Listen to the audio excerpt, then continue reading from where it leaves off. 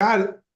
Uh, Ladies and gentlemen, welcome back. I get a chance to be your host now. I'm host of this part of the seminar, and you know what? I'm thrilled. I am thrilled. I get a chance to visit with two individuals that I've visited with before. I'm Joel Heitkamp, a host of a daily news radio show, talk show here in Fargo. It's on a number of radio stations. I'm also co-host of the Hot Dish podcast. I'm a former state senator for a number of years. I live in a rural community, and I'm dedicated to a rural community so much that I drive 130 miles every day to go to work.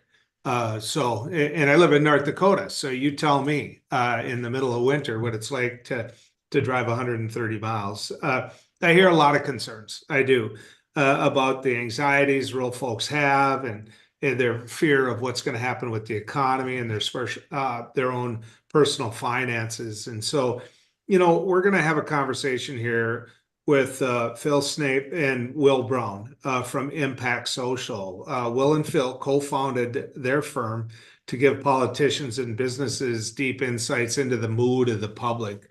Currently, they're partnering with One Country Project to analyze the public sentiment towards the economy and job security, among other issues. As a reminder to the audience, we will only be taking questions through the Q&A window. So please submit your questions there as we talk with our panelists, Will and Phil. Welcome to the Rural Progress Summit. Good to have you with us, Phil. Good to see you again, Joel. And good to have you with us, Will. Thanks for the introduction, Joel. Nice to see you. As an old talk show host, that's my trick. That way I get to find out if you're both there, even though I can see you. So, to me, a lot of what you're doing is really from a position of what's going on in rural America. What is going on in terms of, and oftentimes we think we know, but I'm not convinced we do know, even those of us that live in the rural area. So I'll let either one of you go first, but give me a semblance of an idea. Just give me some read on what the mood is in rural America. I think pessimism and nervousness is the main thing that's driving mood in America, and especially in rural America. I think that, at the start of the year, I think there was a general optimism in terms of job security. Maybe it's going to improve, that costs are going to improve, and so therefore, they'll live a better life. But I think it's been such an extraordinary roller coaster since Trump's began. There's a consequence of, there's a legacy of that. And that legacy of that is that, they're sitting there thinking, what on earth's going on? And unsure whether their lives are going to get better, both in terms of their job prospects and employment, or inflation either. They just don't know what to think. And that in itself is having an impact both on the economy and also on the employment rate. So is that different than the first Trump term? I mean, and actually during the Biden term, because my guys used to be getting about $14 for a bushel of soybeans, and now they're getting $10 for a bushel of soybeans. And so I'm going to kick that one to you, Will. Has it changed as things have progressed with the presidency? Well, I mean, we've been looking at this for the last couple of years, and let me introduce our work here. Just pull this up on the screen. So we've been looking at this for the last couple of years.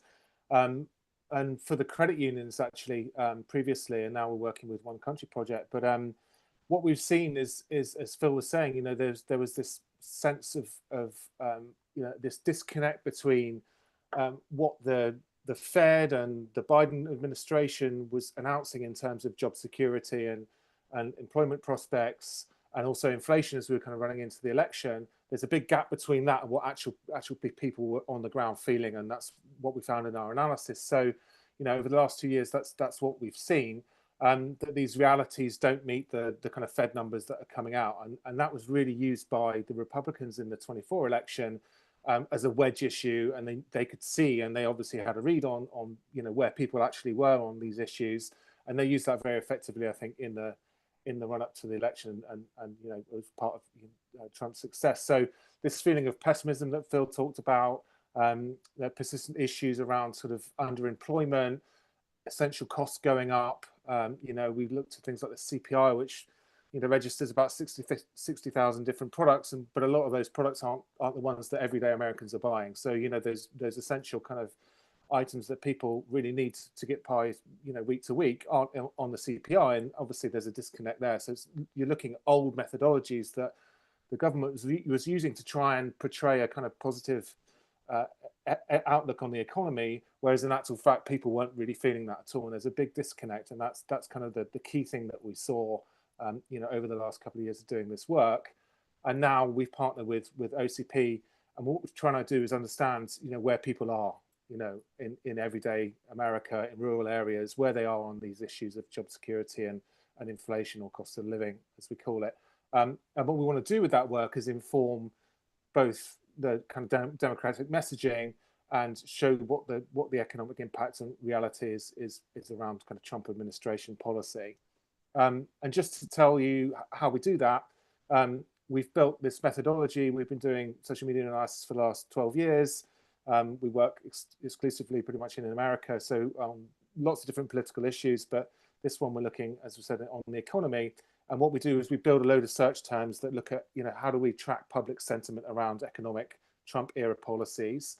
And we use our own big data software to bring those conversations in. So it's across, platforms like Instagram and Reddit and blogs and forums and comments under news articles. All that data comes into us. And then what we're trying to do is we break it into regions. So I'll show you the map. We've broken into 5 different, what we call cultural regions of the USA.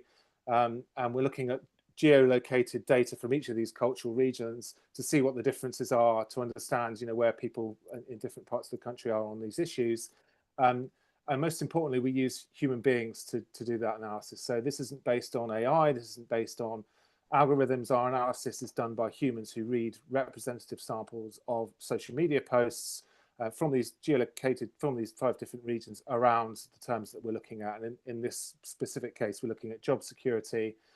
So that's issues like wage concerns, job outlook. Obviously Doge has come into that a lot recently, but also we're looking at cost of living, so inflation, the cost of servicing loans, gas prices, food inflation, those kind of kitchen table issues that we're looking at. And Phil will get into sort of more of the detail as we go through. But what we're really trying to do, and we always say this, is that we're trying to understand where people are at this moment in time. It's not a kind of lag indicator, it's an in the moment indicator. We want to meet people where they are with these issues, with these really important kitchen table issues, and understand what they think and feel about their finances and their job prospects. So, guys, I got to ask you, in terms of social media, is that the right way to do this? Obviously, you believe that, and I think you're right. Don't get me wrong, but there's a lot of guys out there that are turning wheels in fields that maybe aren't using social media the same way others might be. And my guess is many of those guys are more conservative. And so I guess what I'm getting at is, the use of social media. Either one of you go ahead with the fact that that's what you use as your basis. I think it's a good point. I think, I think in reality, not everyone's on social media, but I think the amount of people who are on social media, it's so big, and the percentage of people is so big, and it's so broad as well, that it is a representative sample of what the conversation is, which is out there, especially if you know what you're looking for. I mean, just give you an example. We once, one client asked us to try and understand the conversation on social media in relation to net neutrality in North Dakota, and it was there, right? So it's a very niche issue, which you can still understand a lot. So I fully appreciate not everyone's using social, but there's enough there to see the differences. I mean, Will can just show the graph, please, Will, on job security. And when you have this sort of analysis of like, this is positive to negative job security, and we can see it going down into April, which is where the tariffs and Liberation Day, and moving back up again. A lot of the conversation in here in terms of job security is in relation to people in rural towns. Because they're really very concerned, it's not just the fact that farmers may lose their job, but also what is the knock-on effect What's the knock-on effect in people's shops? What's the knock-on effect in the local garage, etc.? And so all these things are being spoken of sort of all of the time. So you can see the dip, and you mentioned the fact that it plays into the concern about tariffs. The one thing I might add for the people taking part in the seminar, in the conference, I should say, is the fact that, you know, when people think about tariffs, a number of these organizations, whether they're raising corn, whether they're raising soybeans, whatever they're raising, they have organizations that negotiate for them, and go to other countries to try to tell them how good their product is. And you put tariffs on it, and all of a sudden those organizations don't matter. You mentioned North Dakota. North Dakota has the North Dakota Soybean Association, for example, the corn growers. And so when you see the tariffs take it down in April, and then you see Trump, take and put off the timing of that, is that why you see that rise to 8? And all of a sudden they see that some might even think that it was a bluff. Yeah, but the 8 is misleading in the sense that the 8 effectively, because this is looking at positive conversations and negative conversation, what happens from April to May is there's less negative conversation because people are less anxious. So what the 8 is effectively is relief, right? This is relief from the fact that the tariffs seem to have gone away. And plus also there's a knock-on effect in things like Doge as well, because Doge was implemented in such a haphazard and reckless way, then these people are kind of like thinking, what the hell's going on with the government? Where's their policy? They seem to be making it on the hoof. So what's happening there is a kind of attention is being taken out of it. But what's important is the legacy of this. So although it's sort of tariffs, and people are getting really worried, farmers are getting worried, people are starting to panic, what does the future hold for me? Then all of a sudden, a lot of the tariffs, not all, of course, you mentioned soybeans, China is still very much involved, etc. But relief then comes into this conversation, so it appears to go up. The legacy of all this is people are really worried about what's going to come next. So what's what we term the wait and see economy. Because what's happening here is people are saying, well, I was going to buy that new tractor, but I'm no way I'm going to do that now. I'm going to fix up the old one. I was going to get the combine sorted out. Again, I'm not going to do that. Am I going to sow that particular crop or that particular crop? I'm not sure, because I'm not sure where the tariffs are going to hit.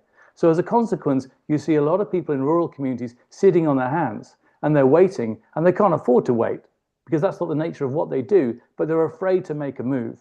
And this is the legacy of what has been a very haphazard economic policy all the way through. And now we see that there seems to be some relief, as I said, and sort of, but there still remains a great sense of insecurity, which again has been brought back over the last few days with again talk of tariffs coming back into the news.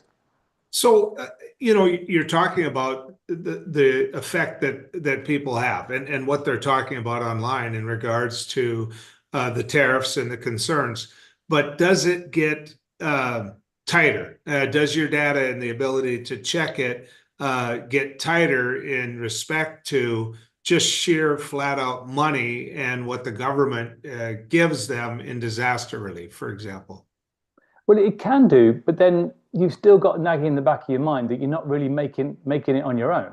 You got back in the mind that effectively this is you're getting handouts to get you to where you need to want to be. Now, if you're a Trump supporter, you might think this is great. Okay, this isn't a big deal because the tariffs will win over in the end. This is a good policy. We just need to sit tight, and if Trump's helped me out along the way, well then that's fine. But then there's a lot of people there thinking, but how much is it going to come? Is it going to cover my costs? What are the impacts going to be? The level of insecurity, which is amongst this community, is really high. And I would say it's a lot higher. You mentioned before the Trump first administration. Of course, there were tariffs there that massively affected farmers. But I think it's a lot higher now because it doesn't just affect farmers, it affects everybody, right? So there's obviously more to, it's right across the board, that level of anxiety. Does the information track the market itself? Because a couple times you guys have mentioned uncertainty, and so like any agricultural state, they're sitting there looking at a market that goes up and down, and but this market under the Trump administration has really fluctuated to the point where people that have supported the president in many ways, not the least of which was at the ballot box, are seeing futures which many would say that the way they sell their crop, 30% of it is sold by now. They're selling crop ahead of time. And so I don't see that happening. People aren't doing it now. You mentioned how nervous they are. They're not selling ahead of time, guys. And that alone tells me something. Yeah, I mean, this doesn't reflect the market, and we don't specifically look solely at rural people. This is everybody. If we did, I'm sure there would be, it would indicate what's really going on. However, I think that overall it's going to reflect a massive amount of uncertainty, right? I mean, this obviously just is in rural communities. This is in every community. This is in every person going into the shops. This is it's just an all-round feeling of anxiety, which has been driven by an economic policy which comes from the Trump administration, which has left people feeling like they don't know what the hell's going on. Yeah. Right. So they can't plan anymore. They can't, like I say, we call it the wait and see economy. A lot of my questions, though, have been based off the individual that is the boss, that is the owner, and that's not going to go away, unless they lose their business.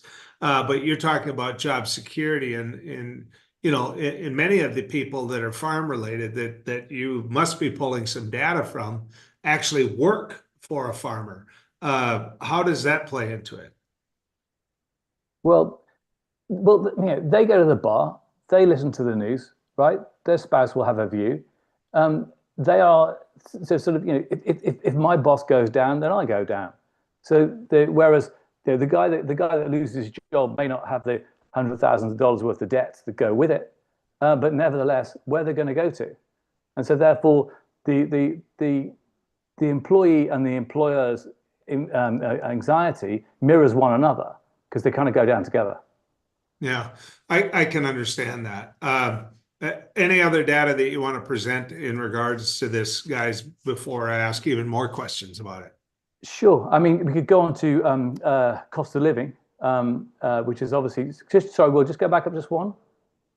That one here. So you see here, this is quite important. The job security volume. You see it increases there up in April, and then it drops straight away in May. That, when I mentioned relief before, the sense of anxiety dropping. Okay, that's what I'm talking about. And you see the numbers, it's very considerable. You're talking about 1.3 million mentions there, and it drops by about at least 50%, 60% going down there. So you're thinking to yourself, something massive is going on here. And this is relief that people feel. But as I keep saying, the problem with this is the legacy, right? You don't suddenly go, oh, the tariffs seem to be all right. Okay, in which case I'm going to go buy those crops I'm going to sell. I'm going to take on that combine, whatever it is. You're like, okay, so where are we now? And the situation is, I'm not sure, so I'm going to wait and see.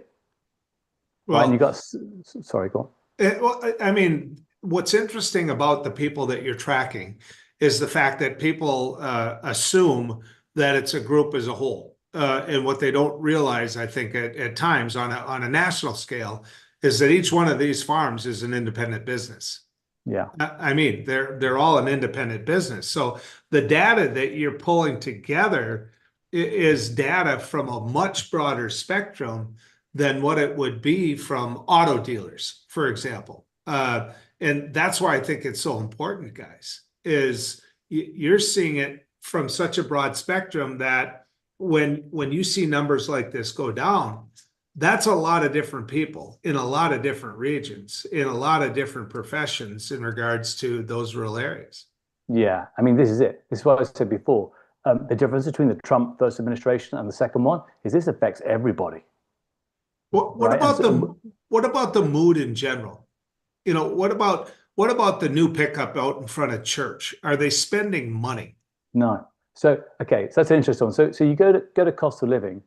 Remember at the start of the year, cost of living was still pretty bad, right? So this is a kind of like cost of living was very high. People didn't understand the Biden numbers. They thought it was all been manipulated, et cetera, et cetera. New president comes in, says he's going to fix it from day one. He's very happy. Everyone said, "Oh, new president." There's optimism in the air. So therefore, the cost of living sentiment is still quite negative at -6. But you're thinking, what's going to happen? And you see it goes down and down and down and down and down. And again, this is tariffs. And this is even more tangible than a job in the sense that if you see how much the tariffs are going to go on that are going to come into the shops, then everybody knows they're going to rise, right? This isn't something which people kind of go, well, I'm not really sure how it works. They know it's going to rise. Now, some people, like some MAGA people, etc., will say it's worth the hit the long run because these people have been making fools of us for years, etc. Okay, fine. But there's a price to pay for this. And then there's very similar graph as the one in job securities. It again goes up. Again, this is relief, right? But you see in May, it goes up to -8. You're actually back to where you started at the start of January. Prices are too high, right? Groceries are too high. Utilities are too high. Gas is too high. People living paycheck to paycheck. You're just back to where you started. But there's a legacy. The legacy here is people are saying, I was going to move house. I'm not going to move house. I was going to buy that pickup. I ain't going to buy that pickup. I'm going to wait and see. And we're seeing this time and again. Well, okay, let me ask it in another way, though. You know, the message that goes out there from the president, this is my bias now. I'm not hiding the fact that when I served in the legislature, I'm a Democrat, and my talk show is progressive in a very conservative state. We've been able to stay #1. There's my bragging moment, but the reason we've been able to do that is because we're just flat out honest about how some of this goes. And when the president lies about the price of fuel, about the price of gasoline, can that affect numbers like this? Is there a blind belief, for example? It's interesting to say blind belief. That's so true, because what happens is that if you are a Trump voter, you forget how much it was to fill your tank, right? So you say it was $4.50, and they say, well, you know, it's $4.50. Hey, it was $5 last year, and you can look it up and you see that's not true, right? So people will manufacture what prices will be depending on their political persuasion. It sounds odd, but you know, if you're a Democrat and you walk into a shop, you think it was more expensive now than it was under Biden. So that is all being factored in. But generally, and depending on where you are in the country, depends on whether the gas prices have gone up and gone down. And everyone, depending on what side you're on, is accusing the other side of lying. But nevertheless, overall, you have to say that of the many thousands of these social media posts that we've had, the best way we can describe it is wages are stagnant at best, and people feel that they are back to where they were at the start of Trump's presidency. And as a consequence of that, a lot of people who voted for him are very annoyed with him because he said he was going to bring prices down on day one. Now, no one really expected that. They gave him a little bit of time. But here we are, you know, in July, and prices are the same. Plus, they are actually anchored by this sort of feeling of insecurity. They're not sure what's going to come next. So that's the kind of double whammy, if you like. I was already living paycheck to paycheck. I'm still living paycheck to paycheck, but I'm even more nervous and pessimistic than I was back in January. But okay, I hear you there, and certainly you're right on an individual basis, because they're doing that. They're posting, which is why this data is so important. But I see it on a daily basis that they don't want to admit they were wrong. More than ever before. They just simply don't want to admit they were wrong. And I'm curious if that data shows up in here anywhere. Well, yeah, I mean, it does, in the sense that people are forgetting how much prices were, or putting a more optimistic spin on it.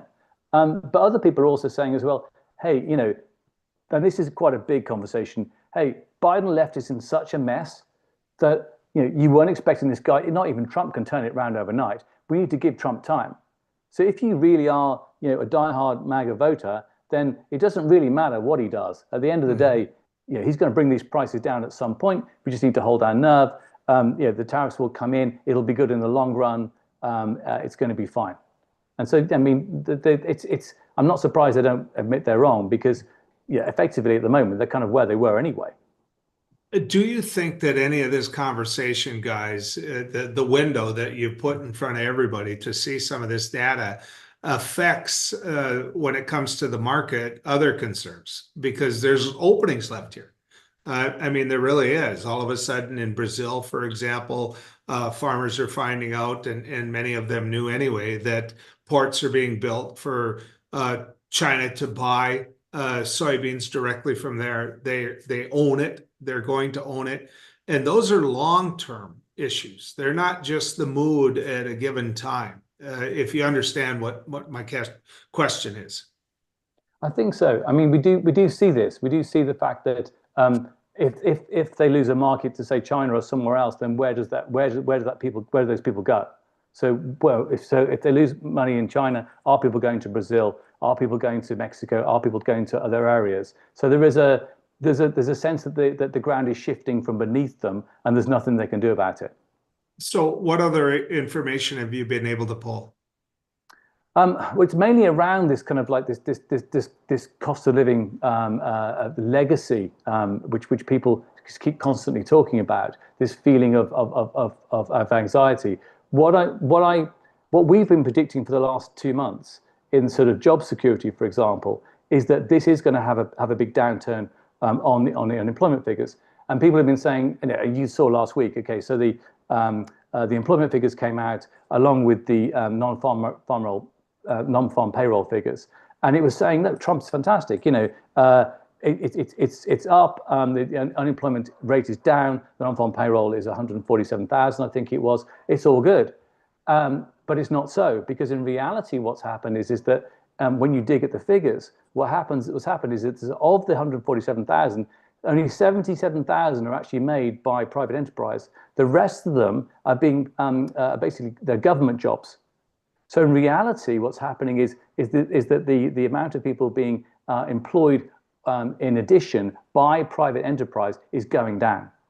Okay, and that's suddenly being realized now. We've been predicting it for the last 2 months. I think the advantage for us is that because we're reading it real time and we're seeing all the social media posts, what happens is that people express what they're saying now, and then there's a lag then when everybody else catches up. And we can see this is happening. I think we're grateful to be working with one country, because I think what's happening is, in a sense, we're predicting the future. I think we just saw back on the 4th of July, in terms of job figures, you can see that the Wall Street Journal published exactly what we've been saying, but 2 months later, well done, we've got it here. American growth companies had lower growth in 8 months because half the jobs were created by government. Now, of course, the Trump administration is not going to admit this, but this is reality for people on the ground. Similarly, in terms of cost of living, we've been saying for a while, this wait and see, again, we just repeat, this wait and see economy that we currently have. What's happening is that people aren't spending on stuff other than essentials, and spending on other things will drop quite considerably. And again, people are sort of saying, economic people and the Fed, etc., saying, the economy seems to be going well. But again, now we can see this coming through. And just today, you saw something in the New York Post where effectively they started saying exactly this. The economy may never return to pre-tariff levels, because of the fact that people are sitting around and they're thinking, I'm not going to spend on that new car. I might not move house. I might not get that extension. Those sorts of things. People are waiting and seeing, because they just don't know what's going to happen. They don't know what the interest rate's going to be. They don't know how tariffs are going to affect their job, or the prices in the shops. And so you end up with this kind of economic stagnation, as it were. And that's going to have a big knock-on effect as well for rural communities. So what about immigration, guys? You look at that, and everybody assumes that is just a West Coast, East Coast, big city issue when it comes to ICE and what they're doing. But the truth of the matter is, there's a lot of people in farm country that are here that are helping farmers out, that I think farmers have been hiding, for lack of a better way, and they're great neighbors. They're good people. They work hard, but they might be here illegally. And so is there that concern that when the Trump administration buckles down and just shows up, the dairy industry, for example, there's no one working in the dairy industry other than Hispanics when you go there. Has that played into all this? Yeah, it has, very much. It's a good question. So we see people talking about things like, so say if somebody's fixing the power line, they say that people are driving on the road and thinking, there were 10 guys fixing that power line last week, and now there's only one, and it's a white guy. What's happening? So they see people sort of disappearing from the workplace, from their environment, etc. And that's having an effect. because some people think it's a good thing because they're saying, well, this is great because it means there's going to be even more jobs for everybody and unemployment's going to go up. Whereas other people are saying, well, how are things going to get fixed? And they're also saying, what's going to be impact on inflation? Because if all the people who normally do lawns and the jobs which you're talking about suddenly disappear, and then other people come in, then the cost of that's going to go up. And also, how many people, if you start literally throwing hundreds of thousands of millions of people out of the country, who's going to do those jobs? So there is a fear factor as well as who's going to do the jobs and is it going to increase prices? So that very much plays into it. That was actually before, though. I mean, yes, I mean, you're right. You're nailing it in regards to what the reaction is now with the Trump administration. But there were a lot of job openings before all this, that in the rural areas, they couldn't find people. We couldn't find people on the radio stations that I broadcast. Every other advertisement was help wanted type advertising. And so have things changed in regards to that to be where there's even greater concerns? Well, I think that's exactly what I'm saying is that there is greater concern as to what if all of a sudden people who are in the country legally, illegally, or whatever are suddenly thrown out, then there's a case of, well, who replaces them? What happens next? And then there's a knock-on fear of the prices will therefore increase. So a lot of people have made the link between the two. Yeah, well, one good example of that is we've been looking at some analysis on construction workers, and one thing that really popped was overtime. We were like, why is everyone talking about overtime? And this was a knock-on effect, people saying that they're forced to do more overtime by their bosses, but the tax situation with their overtime is poor, and so they end up doing more hours for less pay, or not the pay that they should get because they're getting more demands on their time. So I mean, that's just one example that we're seeing. Like, we just saw what's this overtime conversation, and when we dug into it, that's exactly what it was. People are having to take more overtime because their bosses are demanding it in the construction industry. Obviously, this is going to affect rural communities too, and they're just feeling more pressure, and it's not good for them because they're not earning the kind of overtime checks that they should be because of the tax situation. So even though I think Trump has talked about bringing in no tax on overtime in his bill, people have still got that fear that they're getting a lot of pressure for demands on their time. Somebody in a chat room says, are you aware that bigger farmers in the Red River Valley in North Dakota already have operations in South America and are selling to China? Question, Trump blew up the soybean shipment to China through Seattle during his first term, and they're right about that.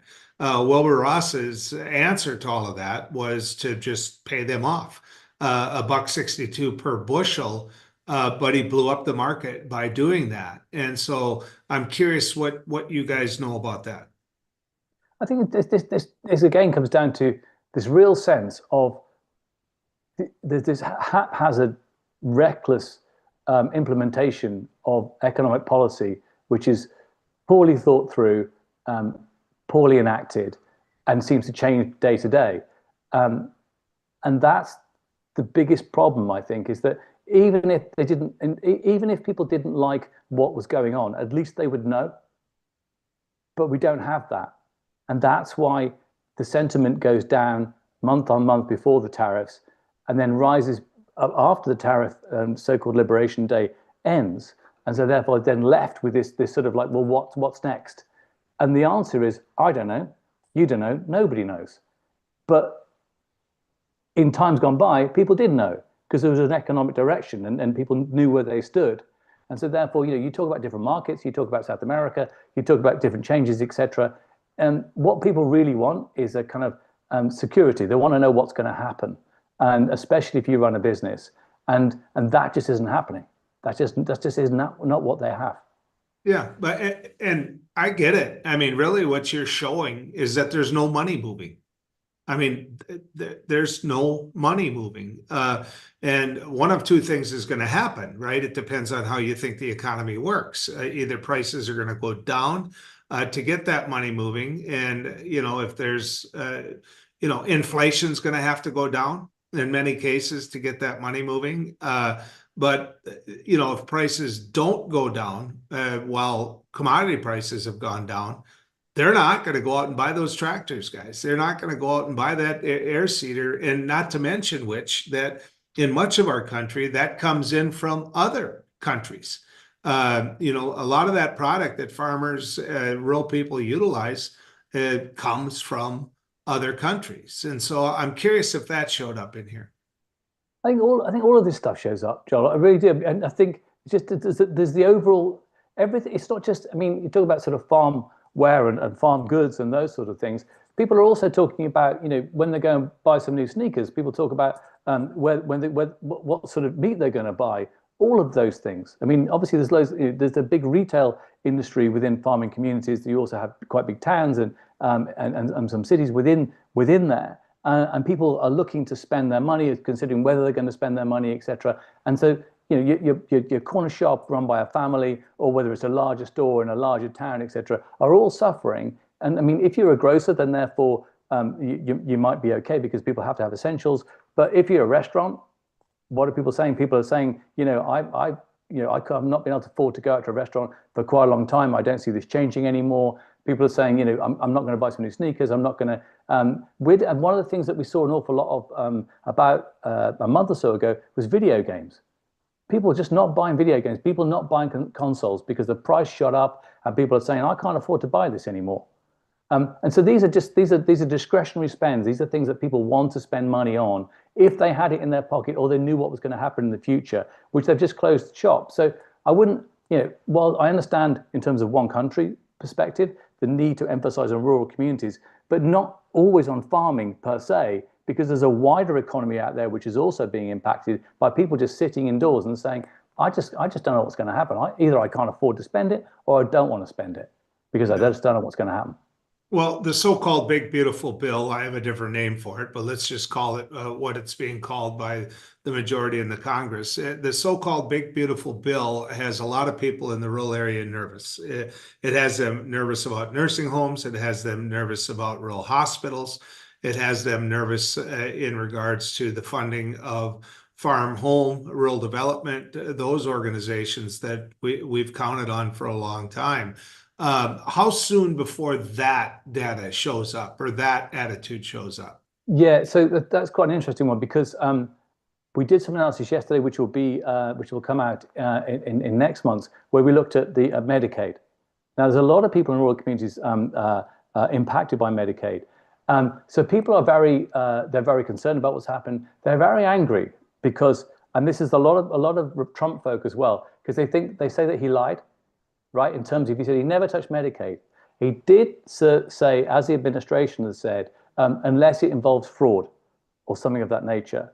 But it's effectively saying that immigrants are illegal immigrants are allowed to take Medicaid, whereas in reality it's only for emergencies, or some states also subsidize it. But there's a view, they put this view out there that effectively what's happening is that you're not allowed, real Americans, as they call them, are not allowed to have access to Medicaid because it's been taken up by other people. And some people are believing this. Other people are looking at it and saying, this is a lie. It's based on a lie.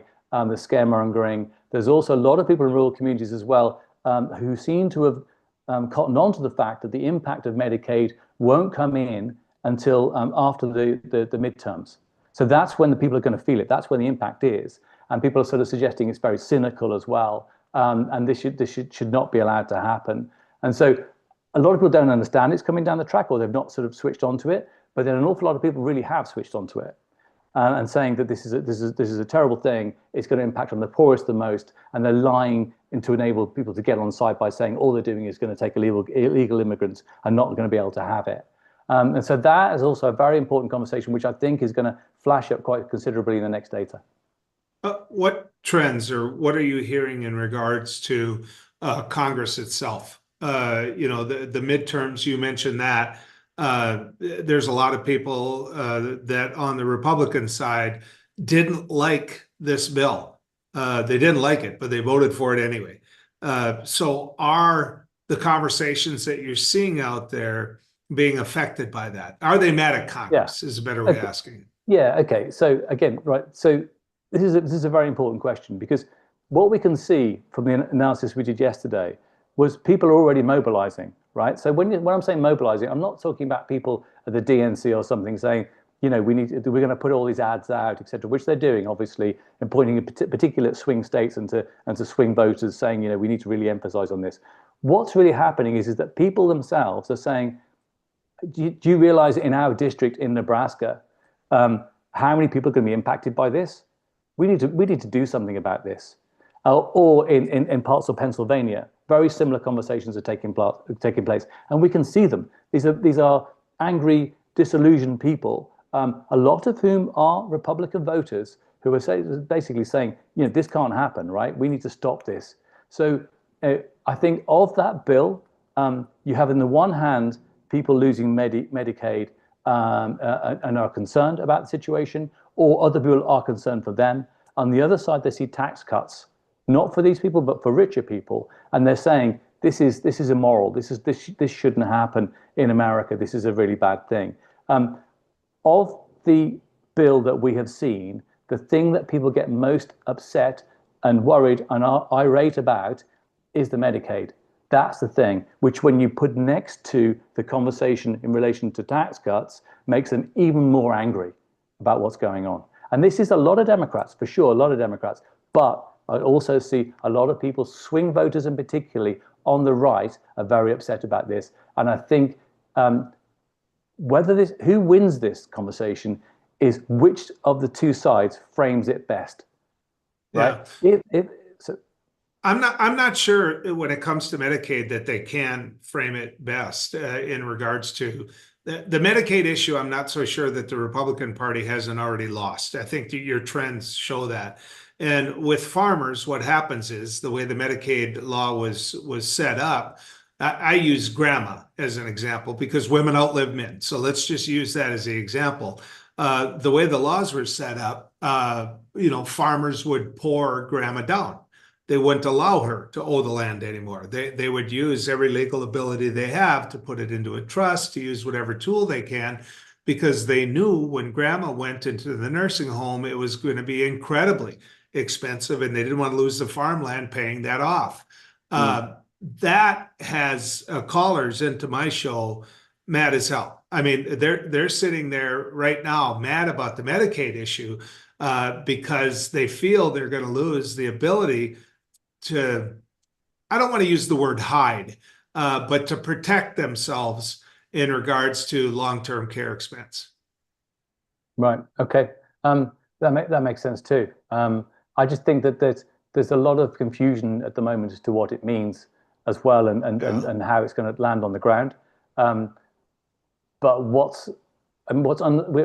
we looked yesterday at this, it was looked at 40,000 swing voters, and undoubtedly the majority of people who expressed sentiment was very much on the side that they were against this issue of Medicaid, which they think has been put in a very sly manner, in an underhand manner, when they've not been truthful about it, and they, as a consequence, they've washed that, and the snap as well, of course, they've washed the hands of a lot of people who they think are just going to die, right? They think there's going to be an increase in deaths because of this, and at the same time have given an unnecessary tax cut to much richer folk, and it just doesn't seem to add up.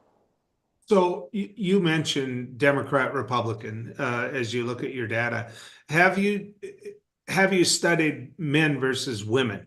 You know, have you taken a look at where the concern lies greater, men versus women? We haven't. No, we haven't actually looked at that at the moment. We could for the next time, but yeah, we could separate the two. But at the moment, we've just looked at both. And one of the reasons that I asked that is because I see it. You know, we actually have a pretty good way of following how many people are listening to the show. And we haven't lost listeners, but we have lost people that call into the show that defend Donald Trump.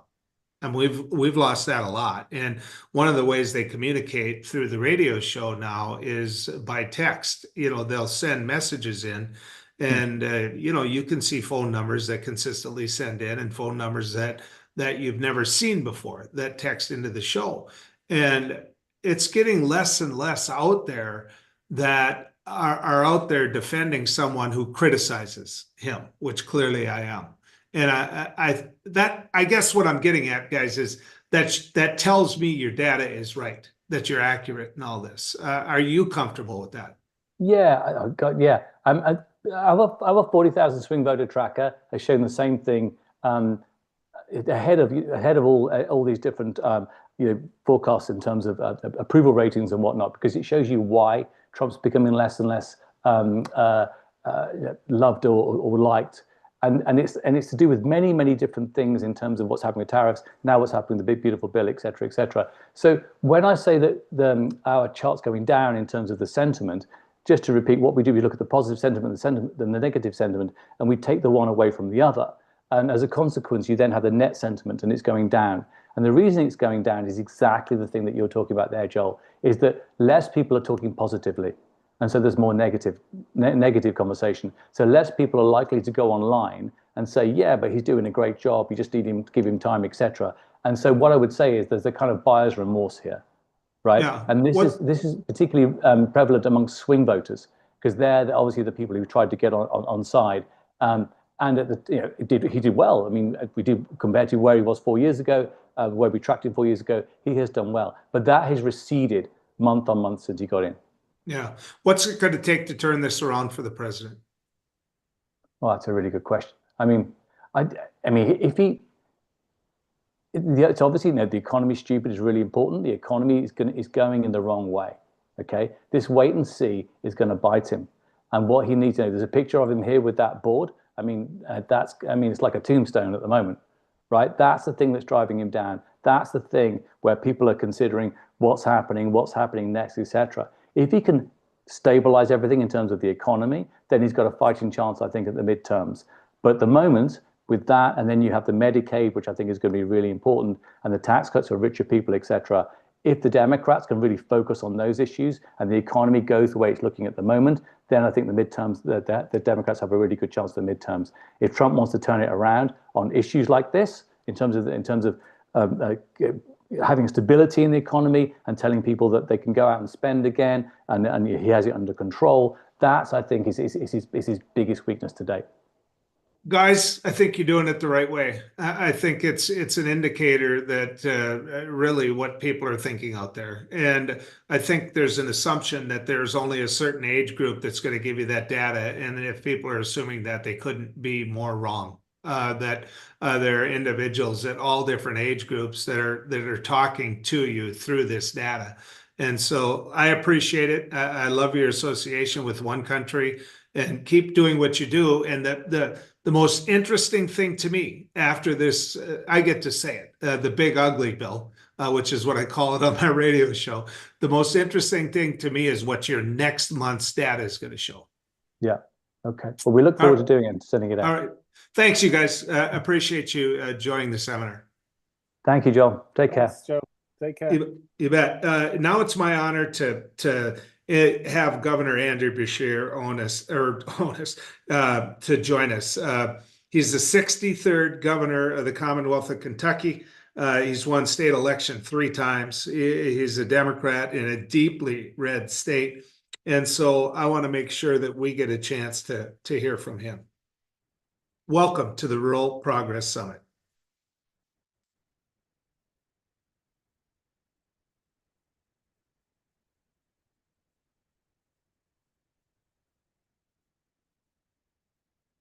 I'm Andy Beshear, and I'm the proud Democratic governor of the Commonwealth of Kentucky. If you don't know me, I'm the guy who won in deep red Kentucky in 3 consecutive elections. I beat Mitch McConnell's and Donald Trump's handpicked candidate in 2023 by 5 points in my re-election. For context, Trump won Kentucky by 30 points. The question I get asked most often is, how did you do it? How did you win? The answer is that we won by staying true to our values of compassion, empathy, and doing right by our neighbors.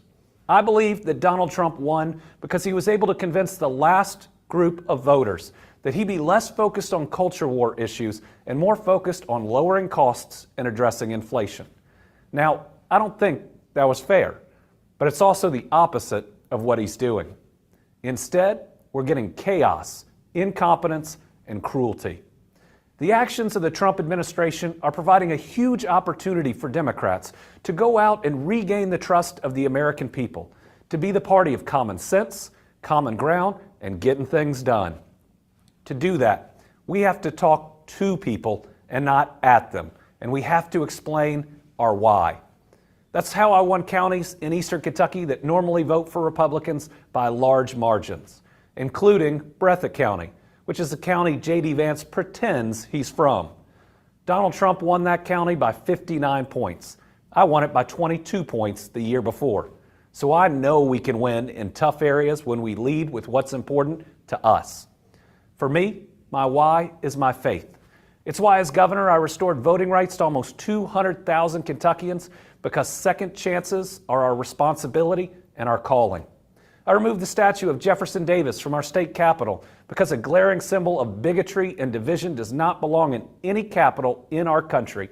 And it's why I made Juneteenth an executive branch holiday for the first time in Kentucky's history.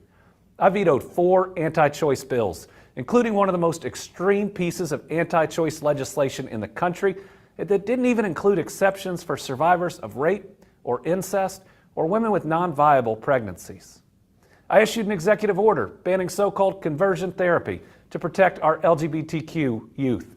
And I vetoed every single piece of anti-LGBTQ legislation that came to my desk, including the nastiest anti-LGBTQ bill in the country, and I vetoed it in my re-election year.